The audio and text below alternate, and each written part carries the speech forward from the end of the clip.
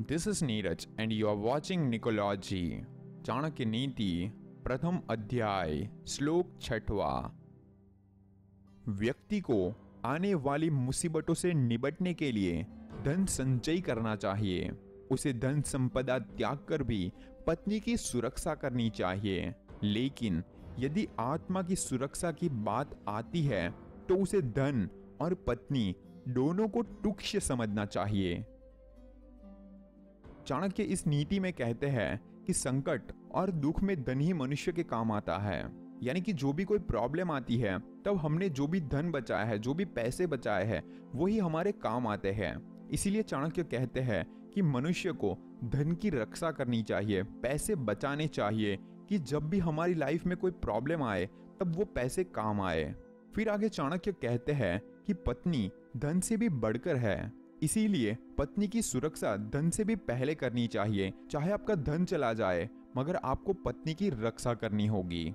लेकिन धन और पत्नी से पहले अपनी खुद की रक्षा करनी चाहिए। अपनी रक्षा होने पर इनकी तथा अन्य सबकी भी रक्षा की जा सकती है। वैसे आचार्य चाणक्य धन के महत्व को कम नहीं करते, क्योंकि धन से व्यक्ति के अनेक कार्य हो सकते हैं, बहुत सारे काम हो सकते हैं, व्यक्ति का जीवन चल सकता है। लेकिन परिवार की भद्र महिला, स्त्री अथवा पत्नी के जीवन का सम्मान का प्रश्न अगर आता है तो उसको धन की परवाह नहीं करनी चाहिए। अगर मान लीजिए घर की कोई महिला पर आंच आती है उसके मान और सम्मान की, तब धन की परवाह नहीं करनी चाहिए, क्योंकि पत्नी और घर की महिला धन से भी बढ़कर होती है। वैसे हमें यह समझना होगा कि परिवार की मान मर्यादा से ही व्यक्ति की अपनी मान मर्यादा है। परिवार की मान मर्यादा स्त्री में छुपी होती है, परिवार की मान मर्यादा घर की महिलाओं में छुपी होती है। इसीलिए चाणक्य कहते हैं कि धन से भी महत्व परिवार की महिलाओं का होना चाहिए। अगर मान मर्यादा, इज्जत ही चली गई तो जीवन किस काम का और वो धन भी किस काम का। लेकिन व्यक्ति के खुद के मान सम्मान की बात आती है, खुद के जीवन की बात आती है, तो धन और स्त्री दोनों की चिंता छोड़ देनी चाहिए। सभी चिंता छोड़कर अपने जीवन की पहले रक्षा करनी चाहिए।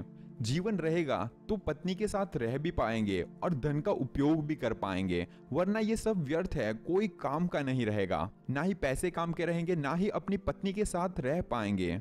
इसीलिए चाणक्य कहते हैं कि मुसीबत के समय के लिए आपको धन एकत्रित करना होगा, धन को बचाना होगा। अगर परिवार की कोई महिला की मान मर्यादा की बात आए तो धन को भी त्याग देना होगा।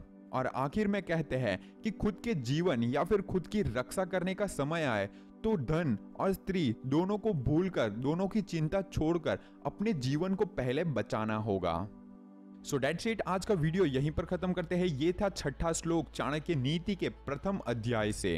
अगर आपको ये नीति पसंद आई तो इसे लाइक जरूर कीजिए और आपके विचार हमें कमेंट में जरूर बताइए और अपने दोस्तों के साथ शेयर जरूर कीजिए। And this is Neeraj signing out. Stay inspired and stay fearless.